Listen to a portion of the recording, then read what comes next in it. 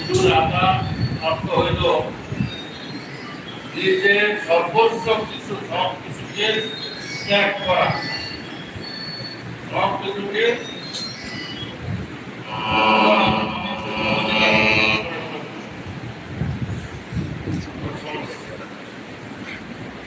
নিজের সব কিছুকে ত্যাগ করা, অহংকার, হিংসা, মানুষের প্রতি মানুষের, তারপরে অশ্রদ্ধা, এসব সমস্ত কিছুকে আজকে ত্যাগ করে। এই প্রধানমন্ত্রী দেখে না গরু তারপরে যে আপনি জবাই করেন মাংস খাইয়ে অন্যান্য বলছে এটা কোনো কাজ নয়। কিন্তু আমরা যেমন পশুকে ত্যাগ করলাম, আমরা সম্পর্কে আমরা রহমতের জন্য আমরা তার প্রতি